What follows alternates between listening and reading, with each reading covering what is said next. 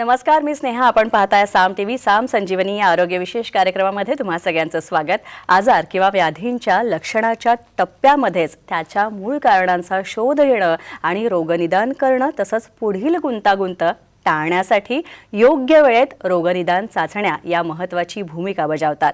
रोगनिदान चाचण्याच्या क्षेत्रांमधलं एक विश्वासू आणि नामांकित नाव म्हणून कृष्णा डायग्नोस्टिक देशभरात काम करते आहे. कृष्णा डायग्नोस्टिक विविध राज्य सरकारं तसंच महानगरपालिका यांच्याशी संबंधित PPP म्हणजेच पब्लिक प्रायव्हेट पार्टनरशिपद्वारे गुणवत्तापूर्ण आरोग्य सेवा देणाऱ्यांपैकी एक अग्रणी कंपनी म्हणून प्रसिद्ध आहे. देशभरात 17 राज्यांमध्ये कृष्णाची 2,500हून अधिक केंद्र आहेत. अत्याधुनिक तंत्रज्ञान, पायाभूत सुविधांनी सज्ज 4,000हून अधिक प्रशिक्षित आरोग्य कर्मचाऱ्यांसह किफायतशीर किमतींमध्ये दर्जेदार आरोग्य सेवा हे कृष्णाचं वैशिष्ट्य मानलं जातं. रेडिओलॉजी म्हणू नका किंवा पॅथॉलॉजी म्हणू नका, टेलिरेडिओलॉजी म्हणू नका, तसंच कॅन्सरशी संबंधित अत्याधुनिक तंत्रज्ञानांवर आधारित सर्व प्रकारच्या रोगनिदान चाचण्या या केंद्राच्या मार्फत होत असतात. विशेष म्हणजे कृष्णा देशभरातील टियर 2 आणि टियर 3 शहरांमध्ये संकलन केंद्र सुरू करते आहे आणि ज्यामुळे अचूक तसंच वेळेवर निदान केलं गेल्यामुळे रुग्णाला जीवनदान मिळू शकतं. आणि असा कृष्णा डायग्नोस्टिकच्या सेवा, वाटचाल आणि गुणवत्तेबद्दल सांगण्यासाठी आपल्यासोबत आपल्या स्टुडिओत आलेले आहेत कृष्णा डायग्नोस्टिकच्या पॅथॉलॉजी विभागाचे chief operating officer doctor Manish Karekar. सरांचं स्वागत करूया. डॉक्टर मनीष, तुमचं आमच्या स्टुडिओत खूप स्वागत. नमस्कार. डॉक्टर मनीष यांच्याशी चर्चा करणार आहोत, मात्र त्याआधी डॉक्टरांची थोडक्यात ओळख करून देते. डॉक्टर मनीष कारेकर हे कृष्णा डायग्नोस्टिकच्या पॅथॉलॉजी विभागाचे चीफ ऑपरेटिंग ऑफिसर आहेत. मागच्या 2 वर्षांपासून ते कृष्णा डायग्नोस्टिक्ससोबत जोडले गेलेले आहेत. तसंच या क्षेत्रातील 17 वर्षांहून अधिकचा त्यांना अनुभवसुद्धा आहे. पॅथॉलॉजी क्षेत्रामधल्या विविध रोगनिदान चाचण्यांमधील ते तज्ज्ञ डॉक्टर आहेत. तसंच कृष्णा डायग्नोस्टिक लिमिटेडच्या माध्यमातून देशभरातील त्यांच्या कृष्णाच्या केंद्रांमार्फत सेंटर्सच्या माध्यमातून केल्या जाणाऱ्या पॅथॉलॉजी चाचण्यांसंबंधित व्यवस्थेची संपूर्ण जबाबदारी जी आहे ती डॉक्टर मनीष कारेकर यांच्याकडे आहे. चला तर मग विषयाला सुरुवात करूया आणि या भागात आपण वंध्यत्व आणि त्याच्याशी संबंधित कुठल्या कुठल्या रोगनिदान चाचण्या कृष्णामध्ये केल्या जातात त्याविषयी जाणून घेणार आहोत डॉक्टर मनीष यांच्याकडनं. डॉक्टर, जोडप्यामध्ये वंध्यत्व आहे हे आपण केव्हा म्हणू शकतो? वंध्यत्व किंवा कॉमनली आपण त्याला इन्फर्टिलिटी म्हणतो. तर वेगवेगळ्या ऑर्गनायझेशन्सनी त्याची परिभाषा दिलेली आहे. सर्वात कॉमन जे आपण फॉलो करतो ते WHO म्हणतो की एक जोडपं जेव्हा साधारण 2 वर्ष संभोग करतं आणि त्यांना गर्भधारणा होत नाही तर त्याला वंध्यत्व म्हणतात. पण आता ही परिभाषा बदलत चाललेली आहे, कारण की पुरुषांचं वय लग्नानंतर किंवा बाळ होण्यासाठी वाढलेलं असतं. तर आता बऱ्याच ऑर्गनायझेशन्स किंवा इन्स्टिट्यूशन्सनी तो कालावधी हा 1 वर्षावर ठेवलेला आहे. तर थोडक्यात जर कोणत्या जोडप्याला गर्भधारणा होत नसेल 1 वर्षापर्यंत तर आपण त्याला वंध्यत्व असं म्हणतो. डॉक्टर, साधारण कारणं काय असू शकतात वंध्यत्वामागची? कारणं सांगायच्या आधी एक संक्षिप्तमध्ये गर्भधारणा कसे होतं हे मी सांगू इच्छितो. कसं असतं, महिलेमध्ये अंडकोश असतं, त्याच्यातलं बीजांड येतं ज्याला मी ओव्हरी आणि ओवा म्हणतो, आणि पुरुषांच्या वीर्यामध्ये शुक्राणू असतं. जे वीर्य जेव्हा योनीत ठेवलं जातं महिलेच्या, तेव्हा त्याच्यातनं शुक्राणू आणि जे बीजांड आहे याचं मिलन होतं. गर्भपिशवीच्या तोंडाच्या इकडे एक नळी असते त्याच्यात. आता जे काही या बीजांडाला अंडकोशापासून बाहेर येण्यासाठी अडथळा निर्माण करतं, किंवा हे शुक्राणू ची जे आपण क्वालिटी म्हणतो ती बरोबर नसेल, किंवा हे शुक्राणूला बीजांडापर्यंत येण्यासाठी अजून अडथळा होत असेल, हे सगळे कारणं त्याच्यात येतात. प्रामुख्याने जेव्हा आमच्याकडे कोणतं जोडपं येतं, जेव्हा टेस्ट येतात, त्याच्यात कसं असतात, एक प्रामुख्याने 4 वेगवेगळी कारणं असतात. एक पुरुषाशी निगडीत, एक महिलांशी निगडीत, काही कारणं दोघांचे निगडीत असतात, आणि एक 2 ते 3% कारणं आम्हाला कारण पण माहीत नसतं की हे कशामुळे होत आहे. तर हे प्रामुख्याने हे वेगवेगळी कारणं आहेत वंध्यत्वासाठी. डॉक्टर, आता एक वंध्यत्व ही व्याधी जर आहे तर या व्याधीचे नक्कीच प्रकार असतील, आहेत का? तर ते कुठले आहेत? खूप चांगला प्रश्न आहे. तर याच्यात प्रामुख्याने 2 प्रकार असतात. एक की जेव्हा जोडप्याला कधीच बाळ झालेलं नसतं, तर त्याला मी प्रायमरी इन्फर्टिलिटी असं म्हणतो. आणि जेव्हा गर्भधारणा झालेली असते, त्याला बाळ असतं आणि दुसऱ्या वेळेला जेव्हा ते ट्राय करतात किंवा तिसऱ्या वेळेला ट्राय करतात आणि जर तेव्हा बाळ होत नसेल, तर त्याला मी सेकंडरी इन्फर्टिलिटी म्हणतो. हे महत्त्वाचं ह्याच्यासाठी आहे की दोघांचे कारणं ही वेगवेगळी असतात. दोघांसाठी काही टेस्ट सेम असतात, पण काही कारणं वेगवेगळी असतात. त्याच्यामुळे काही टेस्टमध्ये फरक पडलेला असतो. अच्छा, जेव्हा एखादं जोडपं तुमच्याकडे येतं आणि त्यांना वंध्यत्व आहे की नाही हे जर आपल्याला तपासायचं असतं, तर मुळात यासाठी निदान वंध्यत्व आहे की नाही, ते जोडपं वंध्यत्वग्रस्त आहे की नाही, याचं निदान कसं केलं जातं? आता प्रामुख्याने महिला आणि पुरुष दोघांचे टेस्ट असतात. सर्वात सोपा हे पुरुषाचे टेस्ट करणं असतात आणि बऱ्यापैकी 30 ते 35% हे पुरुषांच्या वीर्याशी निगडीत किंवा त्याच्या अंडकोशाच्या निगडीत असतात.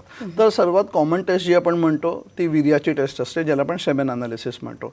प्रामुख्याने ही कुठे करायची असते, तर वीर्याची टेस्ट ॲक्च्युली जे वीर्याचा नमुना आहे ते 15 मिनिटात आपल्याला प्रयोगशाळेत देणं गरजेचं आहे. नंबर 1. नंबर 2, ते प्रयोगशाळेत गेल्यावर त्याचा 15 ते अर्ध्या तासात त्याचा तपास होणं गरजेचं आहे. कारण की त्याच्यात बऱ्याचशा मूलभूत गोष्टी असतात जे नंतर डॉक्टरांना ट्रीटमेंट करण्यासाठी उपयोगी ठरतात. आता हे होतं कसं आणि त्याच्यात काय काय गोष्टी बघतो, तर प्रामुख्याने आपण शुक्राणूंची पहिली एक संख्या बघतो, नंतर त्यांची गती. आता गती का इम्पॉर्टंट आहे, जसं मी सांगितलं की वीर्य हे योनीच्या इकडे डिपॉझिट झालेलं असतं, तिथून ते शुक्राणू पोहत पोहत वरती जातात आणि मग त्याचं बीजांडाशी मिलन होतं. तर जर गती व्यवस्थित नसेल तर परत अडथळा निर्माण होऊ शकतो गर्भधारणासाठी. तिसरं जे आम्ही म्हणतो की त्याचं स्ट्रक्चर, हे जे प्रत्येक शुक्राणू असतो त्याच्यात एक 3 वेगवेगळे भाग असतात. त्याला डोकं असतं, त्याला एक मान असते, त्याला एक बॉडी असते आणि एक शेपूट असते. तर हे आम्ही मायक्रोस्कोपच्या खाली त्याचे प्रत्येक गोष्टी आम्ही स्टडी करतो.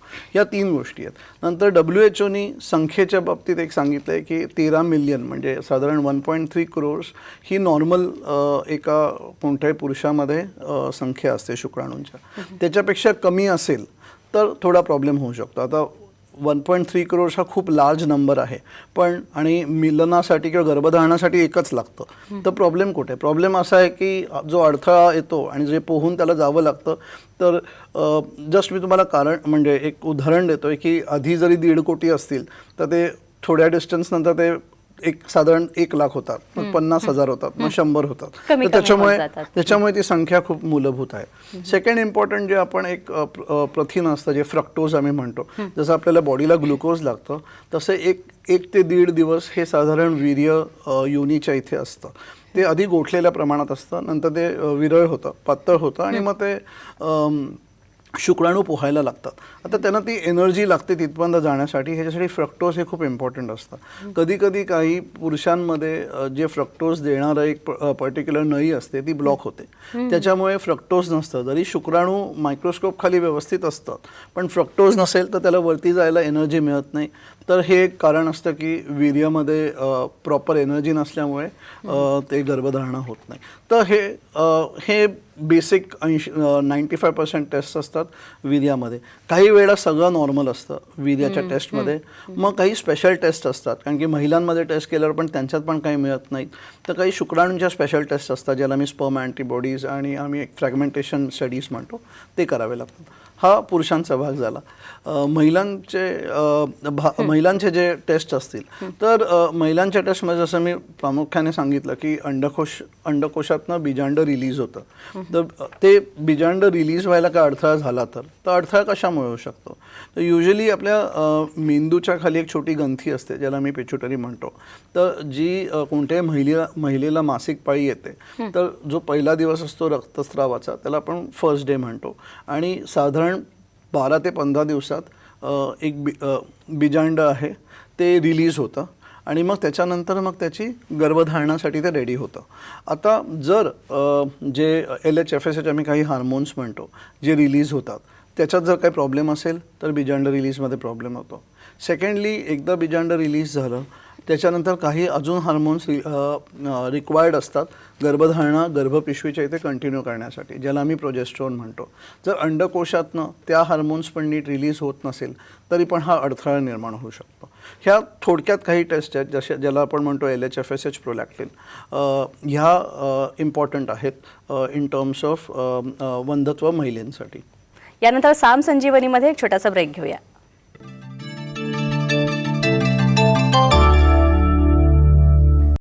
ब्रेक नंतर या विशेष कार्यक्रमामध्ये तुम्हा सगळ्यांचं स्वागत. कृष्णा डायग्नोस्टिकमध्ये केल्या जाणाऱ्या वंध्यत्वाशी संबंधित अनेक चाचण्यांविषयी आपण डॉक्टर मनीष कारेकर यांच्याकडनं माहिती जाणून घेतोय. डॉक्टर मनीष, ब्रेकनंतर आपलं स्वागत.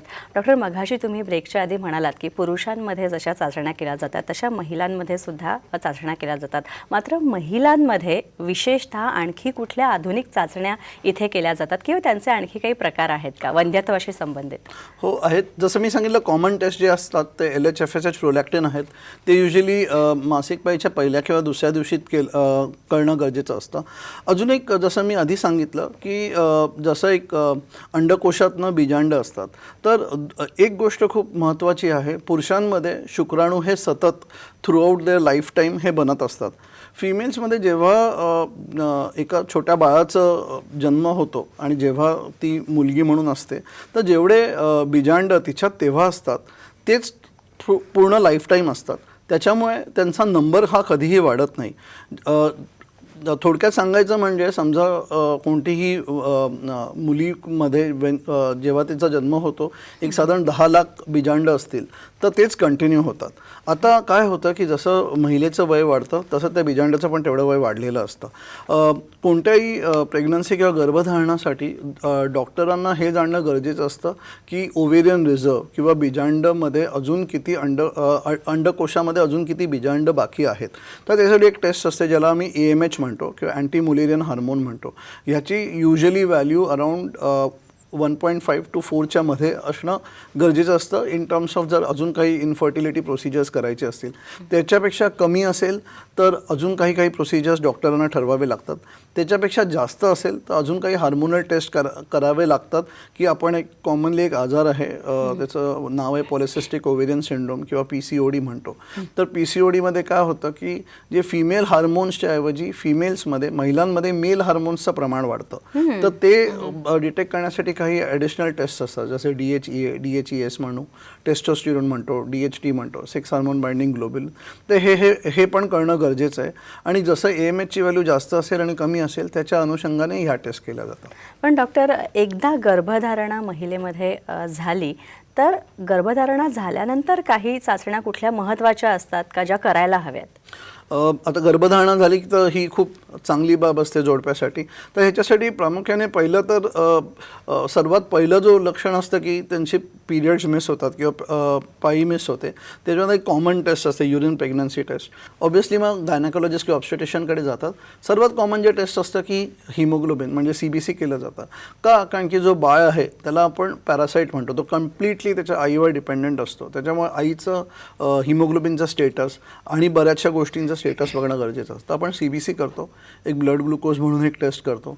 त्याच्यानंतर थायरॉईड हा खूप इम्पॉर्टंट ग्लँड आहे किंवा ग्रंथी आहे, ज्याच्यामुळे बाळाची डेव्हलपमेंट, ब्रेन डेव्हलपमेंट, बाकी ऑर्गन्स डेव्हलपमेंट इम्पॉर्टंट असतं. म्हणून TSH किंवा थायरॉईडच्या टेस्ट आपण करतो.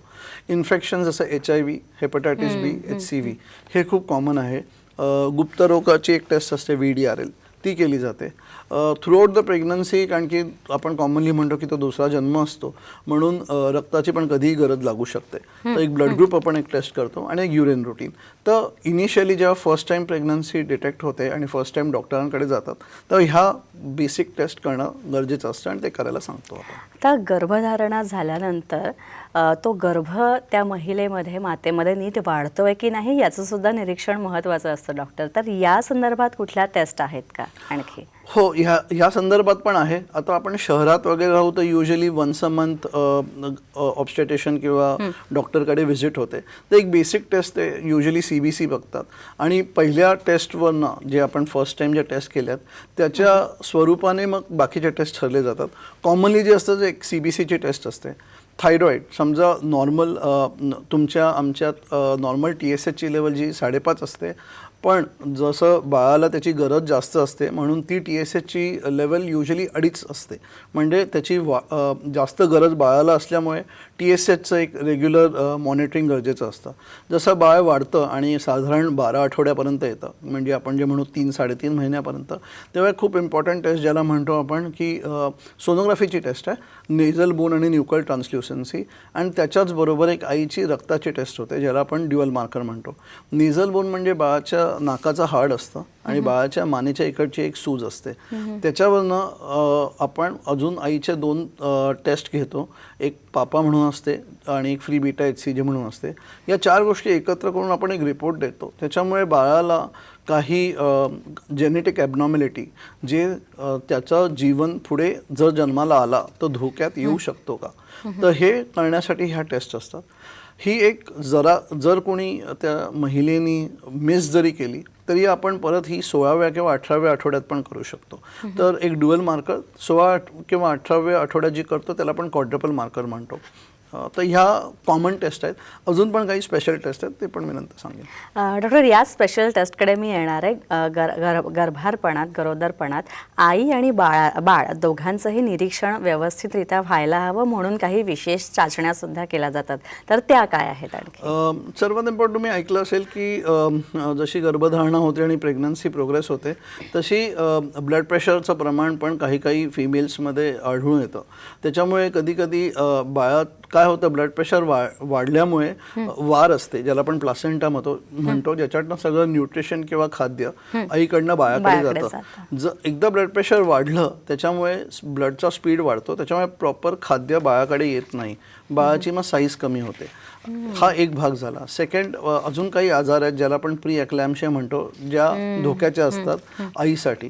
तर काही ड्युअल मार्करमध्ये प्री एक्लॅम्शिया स्क्रीन म्हणून टेस्ट आहेत जे आपण 14 आठवड्याच्या आत करतो. त्याच्यामुळे आपल्याला हे कळू शकतं की आईमध्ये अजून पुढे तो धोका वाढवू शकतो का, आणि मग डॉक्टर्स ते औषधं देऊ शकतात.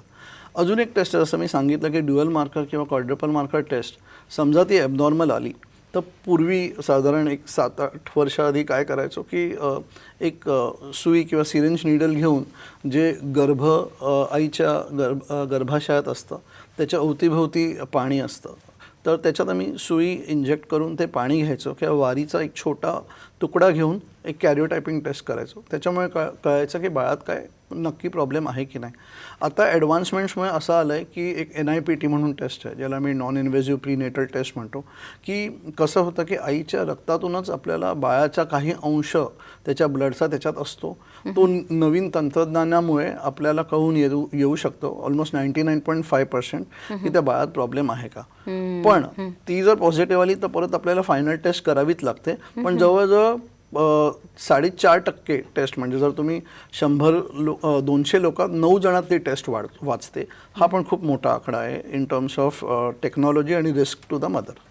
अच्छा, आणखी एक महत्त्वाचं, जेव्हा बाळ जन्माला येतं तेव्हा त्या नवजात अर्भकाचं आरोग्य चांगलं आहे की नाही किंवा जन्माला आलेलं बाळ सुदृढ आहे की नाही हे जाणून घेणं सुद्धा महत्त्वाचं आहे. तर त्यासाठी विशेष टेस्ट केल्या जातात काही, तर त्या काय असतात? पूर्वी साधारण 10-15 वर्षापूर्वी बऱ्याचशा गोष्टी ज्या आपल्याला बाळात सोनोग्राफी किंवा आपण ब्लड टेस्ट आईत करतो त्या आपल्याला कळून येत नव्हत्या.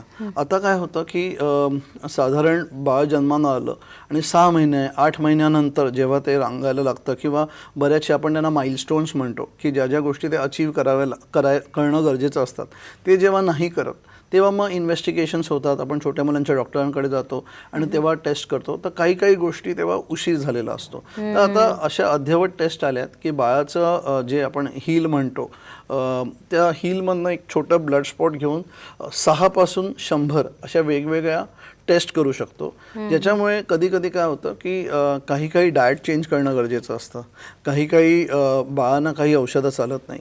तर या सगळ्या टेस्ट आपण एक न्यूबॉर्न स्क्रीन म्हणून एक पर्टिक्युलर टेस्ट असते. काही याच्यात 3 टेस्ट पण करू शकतो, 6 पण करू शकतो आणि 100 टेस्ट पण करू शकतो. तर ह्या खूप आता गरजेच्या झाल्या आहेत. गव्हर्नमेंटनी पण एक रेअर स्क्रीनिंग डिसऑर्डर्समध्ये हा प्रोग्राम आय थिंक इन्क्लूड पण केलेला आहे. नक्कीच. आणखी एक महत्त्वाचा, यालाच अनुषंगून आणखी एक प्रश्न विचारते, तो म्हणजे तुम्ही आता ज्या या टेस्टचा उल्लेख केला त्याबद्दल थोडंसं 2-3 टेस्टविषयी आम्हाला विस्ताराने सांगा की नवजात शिशूवर त्याच्या भविष्याच्या दृष्टीने आणखी काही टेस्ट केल्या जातात त्याविषयी सांगा. तर जसं मी आता सांगितलं एक G6PD म्हणून टेस्ट असतो. तर G6PD एक पर्टिक्युलर एन्झाईम असतं जे प्रत्येकाच्या लाल रक्तपेशीमध्ये असतं. ते काय करतं की ऑक्सिजनेशन रिलेटेड जे पण डॅमेज असतं, ऑक्सिडेशन रिलेटेड डॅमेज असतं ते प्रिव्हेंट करतं. त्याच्यामुळे काही औषधं आपण दिली तर ते डॅमेज हे G6PD प्रिव्हेंट करतं. पण जर ह्या G6PD हे एन्झाईम नसेल तर आपण ती औषधं त्या बालकाला किंवा प्रौढाला देऊ शकत नाही. जर दिली तर त्याच्या जीवाला लॉंग रनमध्ये किंवा अक्यूटली पण धोका येऊ शकतो. हा एक भाग झाला. सेकंड, काही असे प्रकारचे खाद्य असतात किंवा काही आपण इनटॉलरन्स म्हणतो. तर ह्या पण काही गोष्टी आपण या टेस्टमध्ये डिटेक्ट होते. जसं मी G6PD सांगितलं तसे अजून काही 2-3 एन्झाईम्स असतात जे पेशीमध्ये असतात.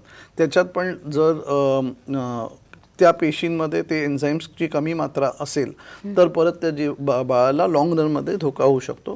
तर आधीच आपण त्या काळजी घेऊन जर त्या डॉक्टरला माहिती असेल तर तसं औषध तसं खाद्य हे चेंज करून आपण त्या बाळाला देऊ शकतो. नक्कीच. आणखी एक की बऱ्याचदा बाळ जन्माला आल्यानंतर ते दिसतं तर सुदृढ, पण आणखी त्याच्यात काही म्हणजे समजा किंवा मज्जासंस्थेत काही प्रॉब्लेम असेल किंवा काही समस्या असेल तर ते ओळखण्यासाठी एखादी विशेष टेस्ट आहे का? जसं मी सांगितलं काही 6 टेस्ट असतात न्यूबॉर्न स्क्रीनच्या, काही 101 टेस्ट असतात. जसं काही ब्लड टेस्ट असतात तसे काही युरिनच्या टेस्ट पण असतात बाळात, ज्याला आपण ड्राईड स्पॉट म्हणतो. तर युरिनचं एकदा कलेक्ट करून त्या युरिनचे एक स्पेशल मशीन्स असतात, त्याच्यामुळे आपण ते वेगवेगळे जे सबस्टन्सेस असतात ते आपण ट्रेस करू शकतो. जर डेफिशियंट असेल तर त्याची मात्रा कमी असते आणि जर काही एन्झाईम डेफिशियंट असेल तर काय वेळेला त्याची मात्रा जास्त पण असते. तर ह्या सगळ्या वेगवेगळ्या गोष्टी आपण त्या टेस्टमध्ये डिटेक्ट करू शकतो. नक्कीच. डॉक्टर मनीष, तुम्ही इथे आलात आणि वंध्यत्वाशी संबंधित किंवा नवजात शिशूसाठी आणखी काय टेस्ट असतात, कुठल्या विशेष चाचण्या केल्या जातात क्रस्नामध्ये, त्याविषयी सांगितलं. त्यासाठी खूप खूप आभार. थँक्यू. यानंतर इथेच थांबतोय. नमस्कार.